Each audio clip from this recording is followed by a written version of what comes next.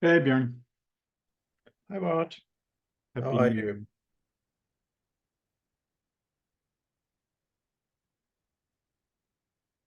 Can you hear me? Sorry. So now, Yeah, I can hear yeah, great. How are you? you. Good, good. I just enjoyed 2 weeks of holiday. So Oh, that's nice. So this is like yesterday you came back in the yeah, office. Nice. yeah. Was my first day. Was interesting to get back into it. Hey Gonzalo. Hey, Hey Yuri. Hi, guys. Hello, Lulu. Hi, Bart. Hello. hey. Gonzalo, you look cold. I look what? You look cold, Yes, it is. but In my own home. you're in Portugal. How can it be cold? Oh no, Portugal can be cold. We don't have warm homes like you guys have.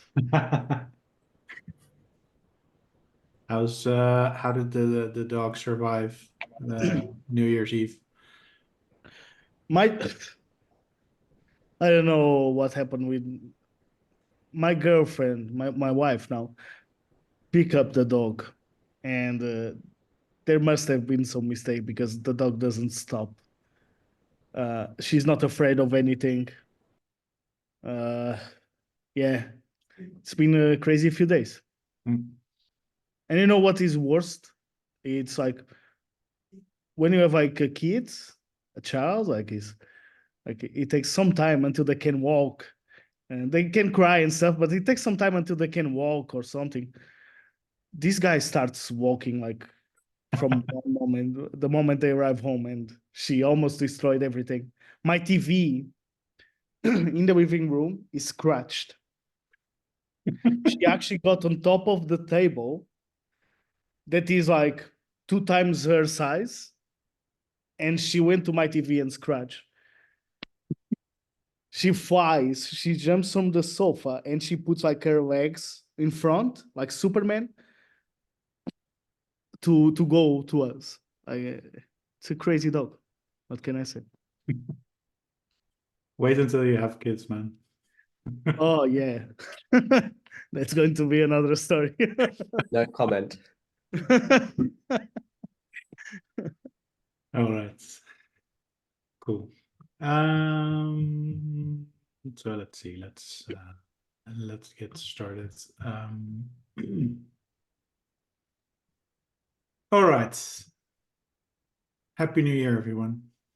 Before we start, I hope the holidays have treated you well, and we're ready to get back into it.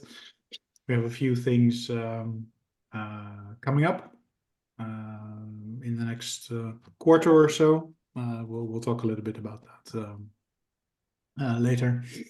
But before we start, obviously, I have to point the antitrust notice out to everyone. And if you haven't done so, please read up on the Hyperledger Code of Conduct. Fayad is still out.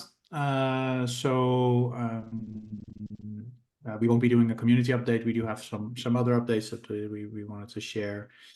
And we want to talk a little bit about the architecture decision records. I think we have one to briefly touch on, and David will also talk a little bit about performance issues.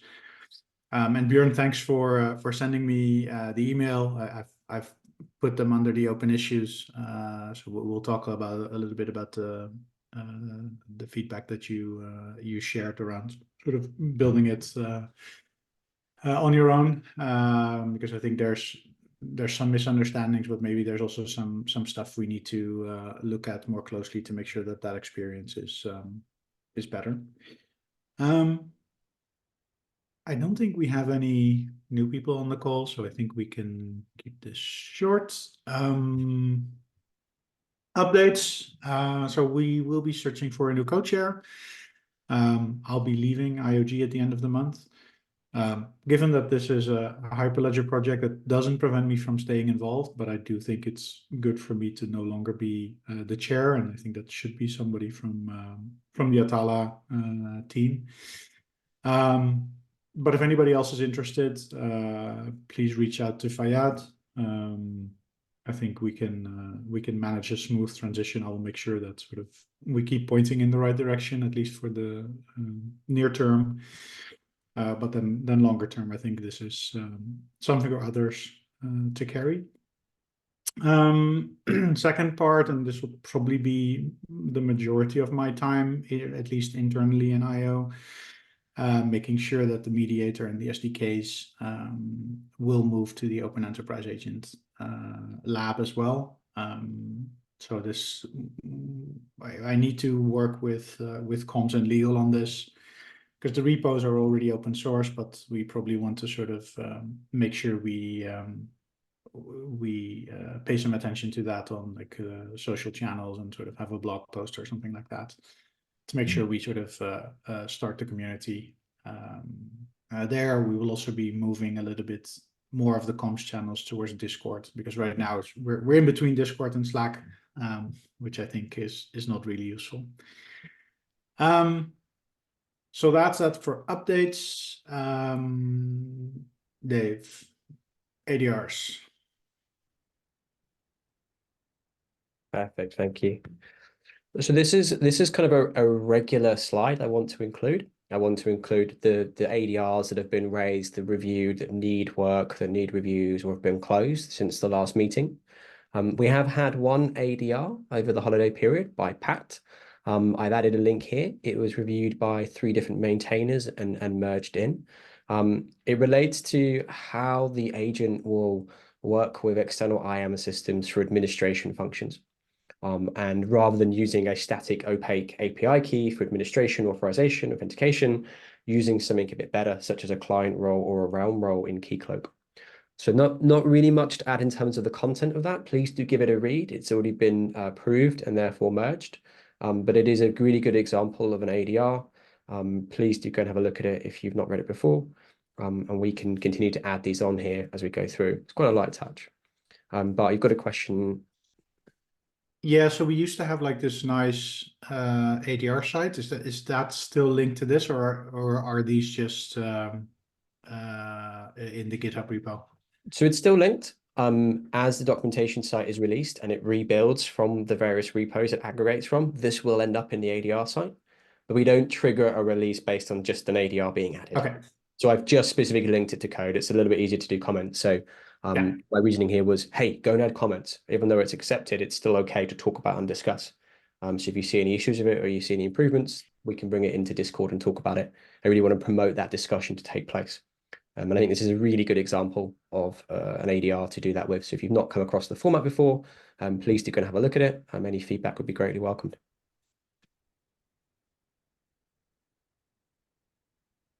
Okay. I think there will be a flux of incoming ADRs. There's some work happening around error handling that will require a number of ADRs to be put forward. So in the coming weeks, we will see some more. And I think we're aiming that by 4 or 5 weeks' time, we want to make sure that we're really well practiced and we're slick with how we use ADRs. So next maintainers meeting, I'd like the team to present some information on how we want ADRs to be working and have examples of ADRs with different components and different things to be talking through and using as examples to go through the process. So that'll be in a couple of weeks' time. Okay, cool. Excellent. Well, on to your next one. Yeah, so this is a little bit more meaty. So this is a very quick high-level overview of the performance management work that's happened over the past year, just to set the scene, and some recent improvements and some work that's been happening and some next steps on it to really share with the community. So over the last year, there've been multiple exercises to implement performance tests using a framework called K6. It actually started much earlier in the year, but it crystallized in Q3, Q4 last year. So you can go into the repository, there's a folder called performance tests, and in that is a K6 implementation of some performance tests for all the flows for the agent. So this covers a couple of simple things like issuing, getting a DID, publishing a DID, but it also covers a full flow for issuance, connections, and verification and proof. So we have been using these to see how fast the agent can go. Now, these are the first iteration of them, and there will be many improvements, but we've gotten to the point where we can now see how fast the agent can go. And over the Christmas period, a small team has been running these locally. So we're in a position where you can check out the agent code, you can set up a Prometheus and Grafana dashboards currently manually, and you can run these performance tests with various scenarios to see what the current level of performance is on a local machine. And really positive outcome and victory from that is we found a way to enhance the performance by 10 times in some of the flows. So we ran the tests, we saw the results of them, and we were able to identify where we could make improvements to. And that actually came through by upgrading the HTTP client library that we were using from Zayo. So there's just a proof point to say, hey, this is a really good victory that we can observe the performance. We can make, we can isolate where things might be slow with the metrics we have, and we can make improvements to them. So I'll just come back to that ongoing work in a second. And if you could go to the next slide for me, Bart. The work has included putting together a number of Grafana dashboards for this as well. These are very small snippets of them. They're not yet included in the repository, but we want to make sure they are included in the repository. We can do it. On the left, it's a visualization of what it looks like from an external perspective. So when you run K6, it's running a series of tests. And from an external perspective, it's measuring this. So the red, orange, and green are minimum, mean, and maximum iterations on average. So these are some really high numbers for just creating a credential offer. So you can view this as credential offers per second created.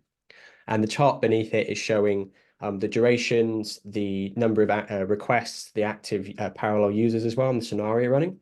So we can now visualize the scenario that we run, and from an external perspective, how fast that's going. On the right, it's just to show that actually internally, we can also observe lots of different metrics about how the agent is performing. So I'm specifically showing background jobs for connection.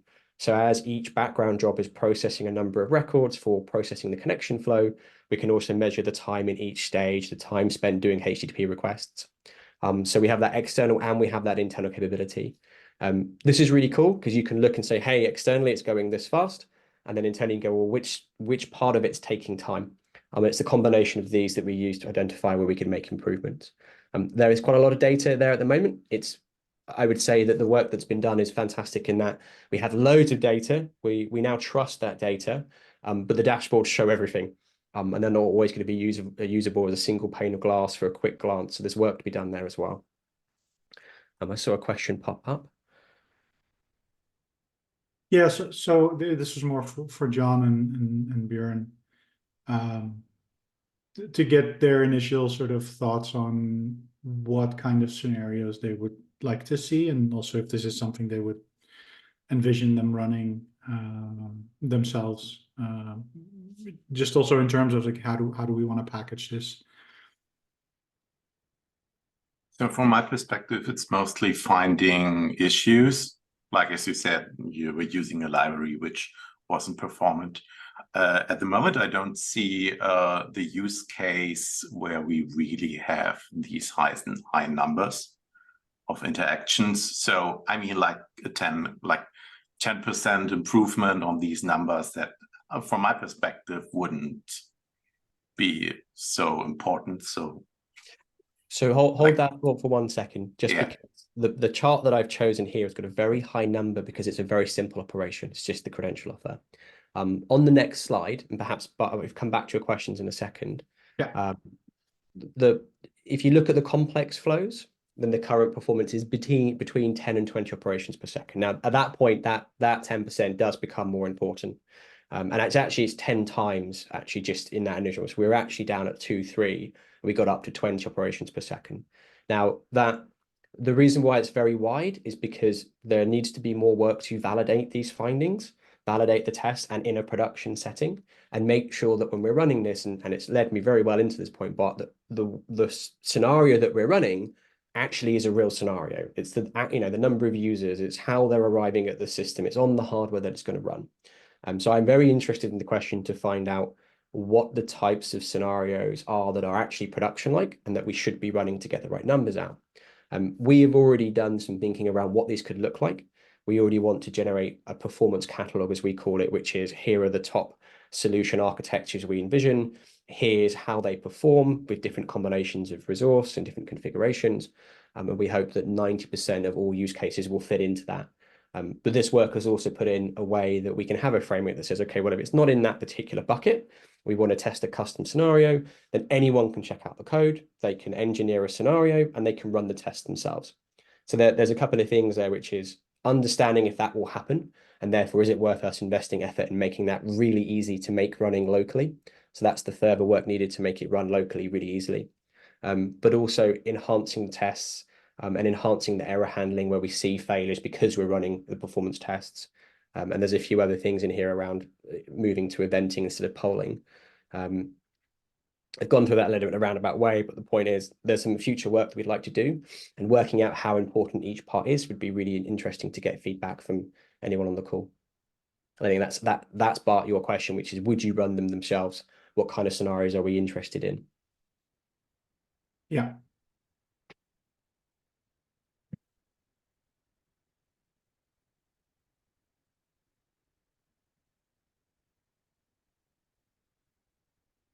Hearing your feedback after 5 Nathans. So connections and VC issuance, John here. So I think right now, and Dave, correct me if I'm wrong, this is just for the agent, but they are end-to-end operations, so between agents, but there's no mediator in between, right? That's correct, yeah. This is currently a solution of 2 agents communicating with a test framework that's coordinating the interactions between them. Yeah, but we do, so with regards to connections and VC issuance, we do have, I think, a number of tests that cover both them in isolation as well as sort of in combination. We currently, so I think this is a really good point. We currently have, there's documentation available for it. I don't think it's on our public docs site at the moment. That needs to be moved. So there's an action there for me to make sure that's available in the repository. It outlines the test that we have. It breaks down to having connections on their own, connections and issuance, and connections and issuance and verification. And I think we've already discussed the need to break that down further, where you have connections and issuance, and connections and verifications, as they are more useful in terms of solution topologies where one agent isn't doing all the roles itself. So we can have some, and maybe that's a good thing to do, which is I can take an action to publish the docs on the current tests. We can ask the team for some feedback on that documentation, including what tests are currently being run. Yeah. I think it makes sense. And maybe if I mean, I know you've been recorded doing these tests, but maybe we should also create a small Loom video or something and just push it on Discord so people can sort of have a look at sort of how to set it up, how to run it. I think that would be really interesting. Yeah, I'd love to do that. I would really love to do that. That'd be great. All right. Just on agent and mediator, currently therefore the agent, and we have looked into planning the work for the mediator, but it's still to be done. So currently no performance test exists for the mediator. So I hope that was a good update. I mean, this is work that's ongoing. I think it's very important work. There are things that are going to be happening over the next month I think we've already committed to, but it'd be great to get feedback to align us and make sure that we're doing the right work going forward as a team, and actually getting everyone else involved in defining scenarios, improving error handling, and looking at the dashboards that we've got to make sure they're useful metrics coming back. So I will continue to private updates, do a little video, make the docs public, and we can go from there. Thank you. Yeah, really cool. And maybe in closing, this dovetails into work that Esteban and Anushka also have been doing with regards to capturing non-functional requirements. So for the implementers, I think it would also be good to sort of see, hey, where are you hitting the limits with regards to operations, also because it will give insight into sort of like, hey, what are good ways to scale? What's the thing that we need to be looking at? But before we do that, it would be interesting to see sort of like, hey, are we even hitting any limits in the current use cases, or are we good as is? Because we don't want to sort of locally optimize where it's not needed.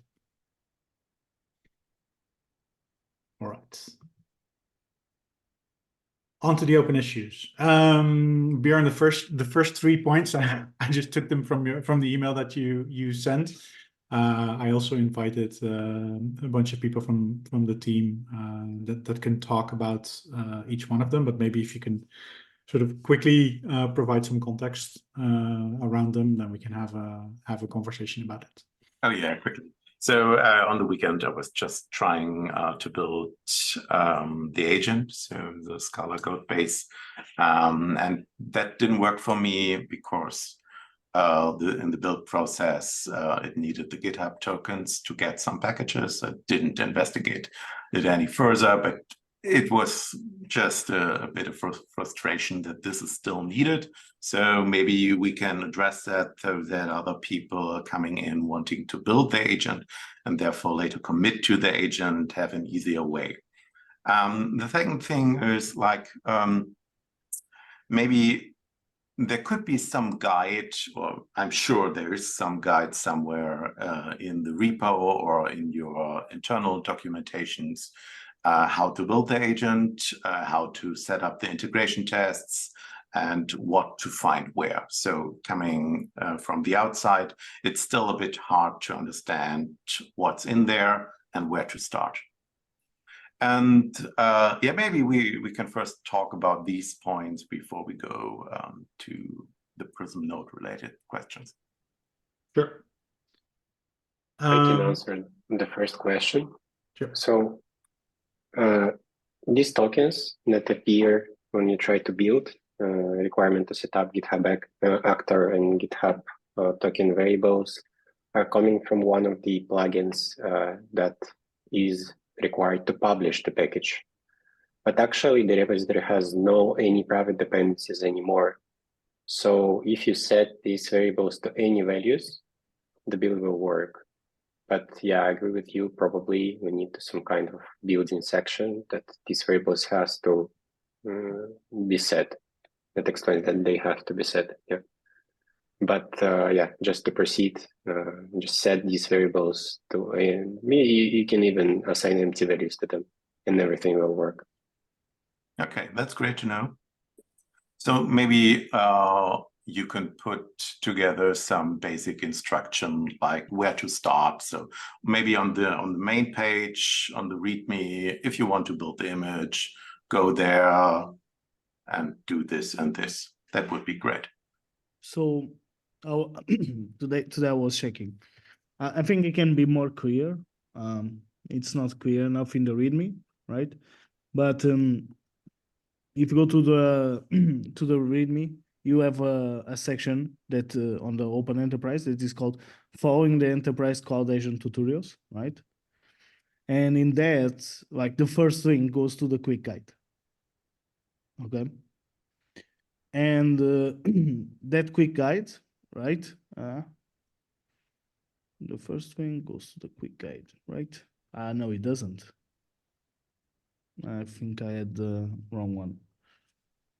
Okay, we don't have actual. So this is the part that I was thinking like we could have a better link in the README that goes directly to the quick guide.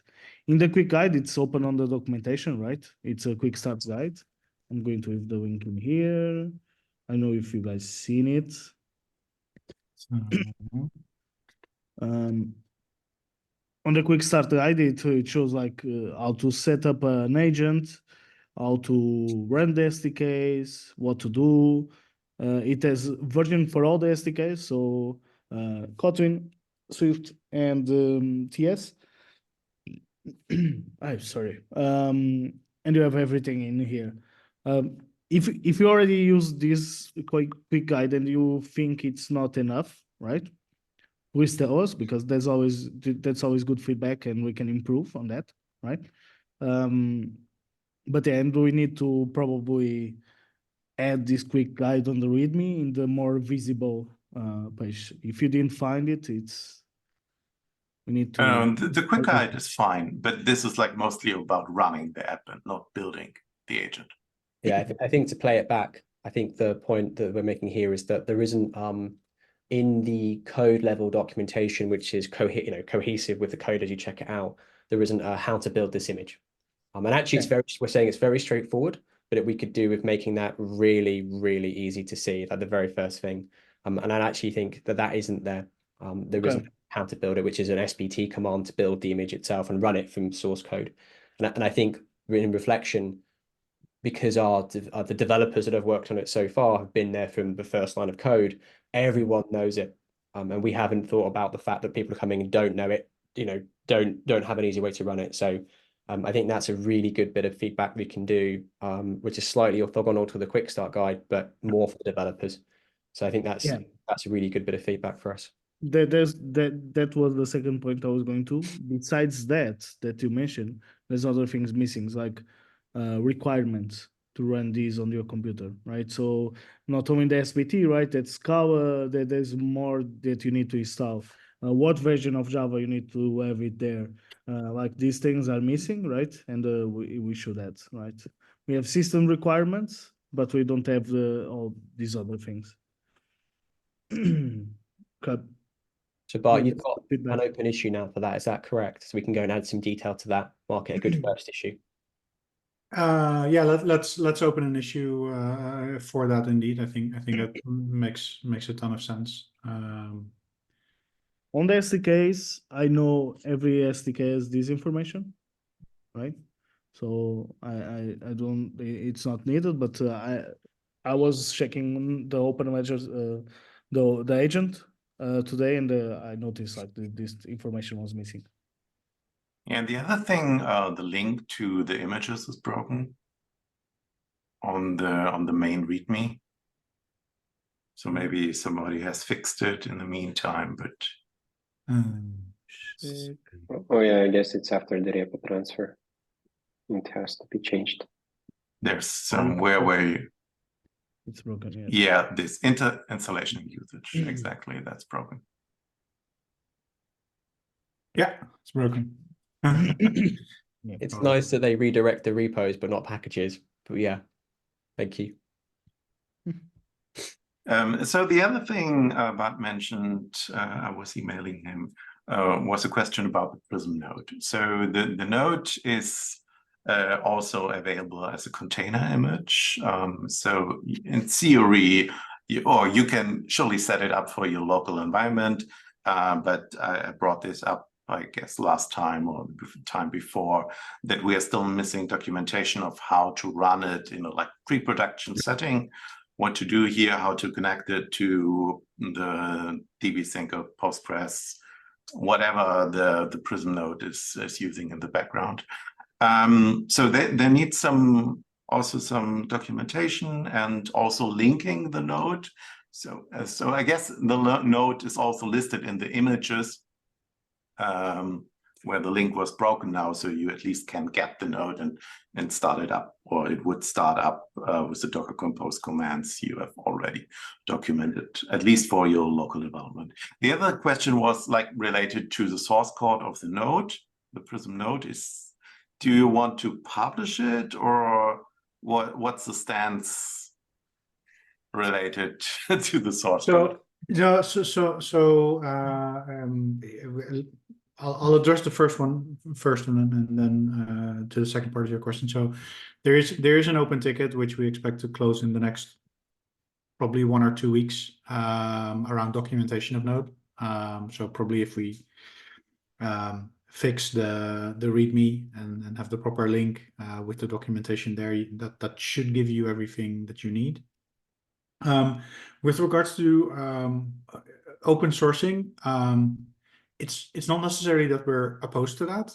The thing is, we are having a discussion about whether or not we want to, I would say, rebuild Node from the ground up with something which is much more lightweight.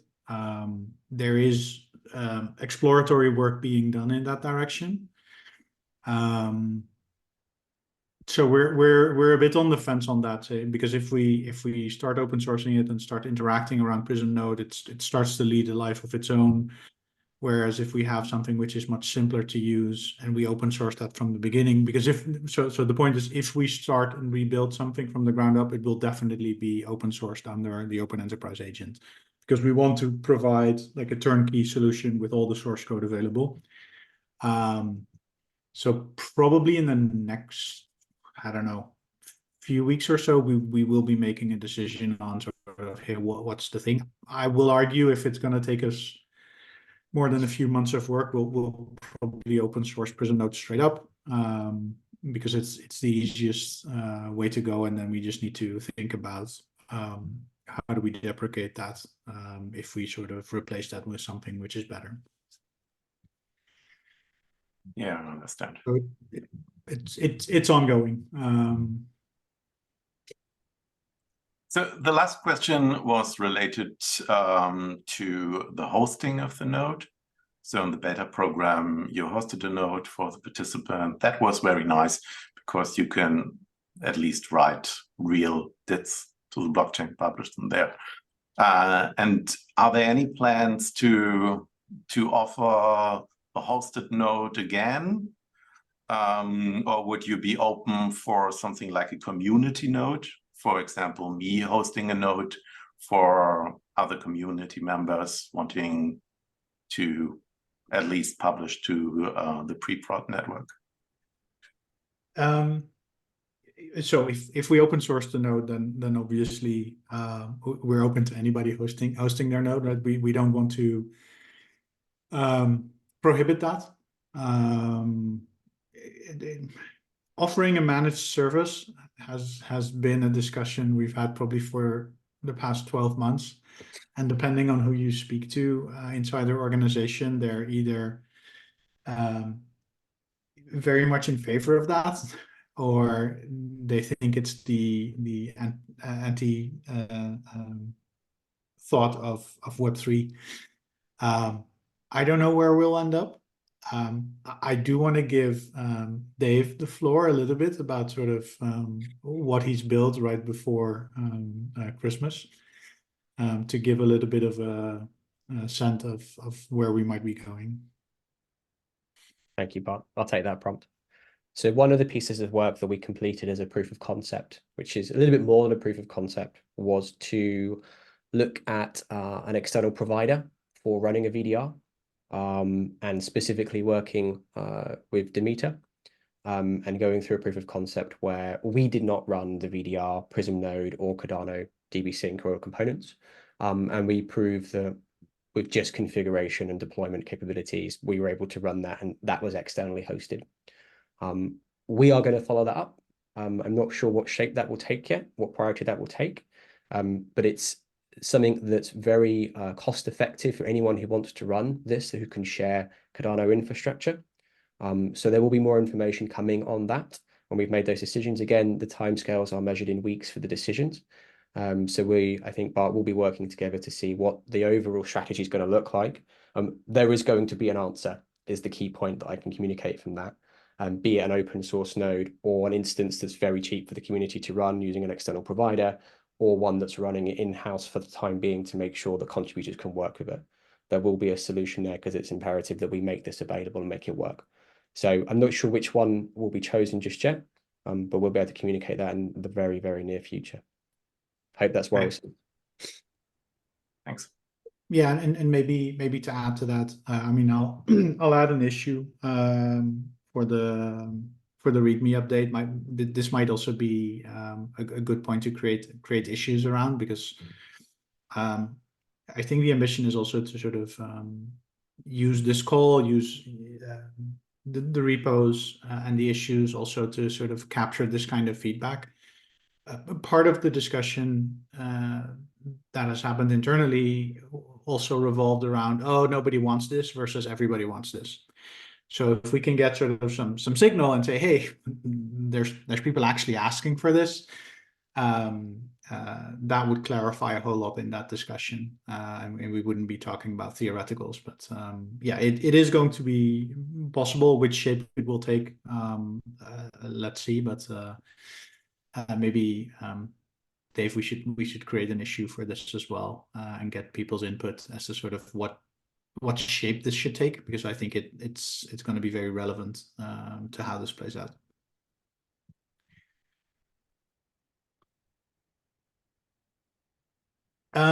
Same question regarding the mediator. I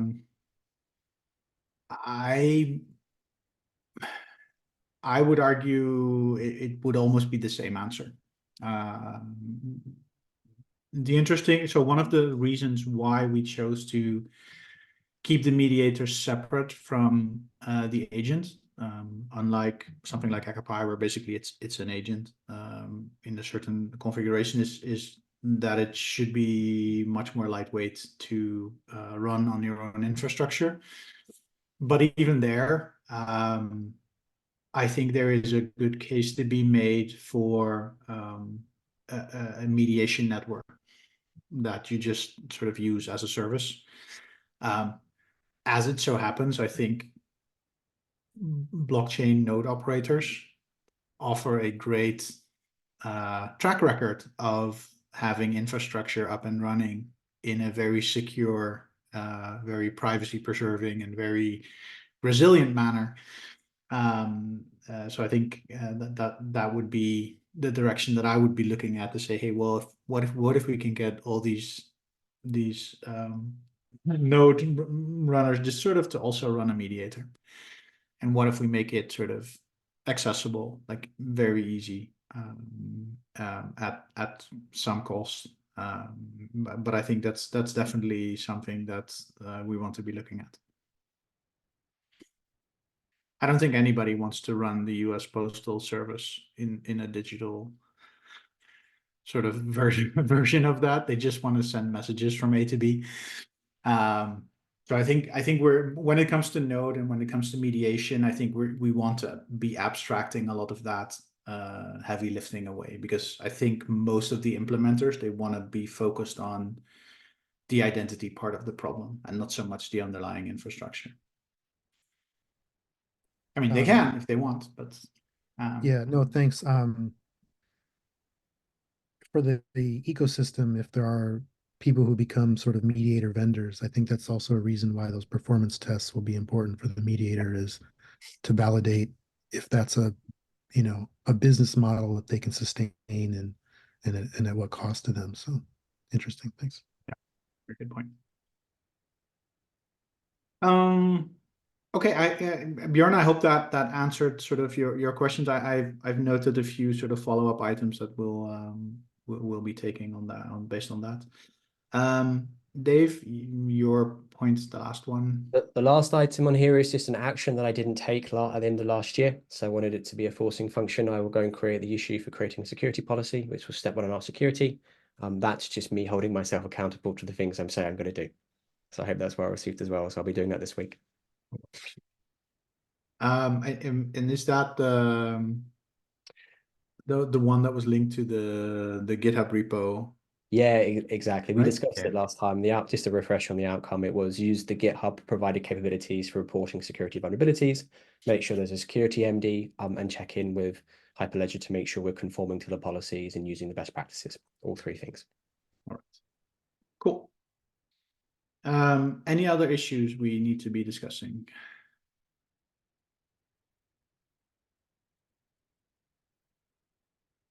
If not, then I think we can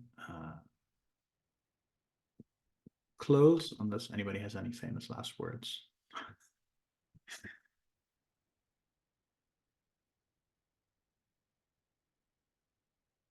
All right, no famous last words. Let's just start the year well. Thank you all for your participation. We'll open some issues. We'll reach out for follow-up if needs be. And we talk again in 2 weeks. Nice to see you. Happy New Year. Take care. Cheers, everyone. Thanks. Bye. Bye, guys. See you guys. Bye-bye.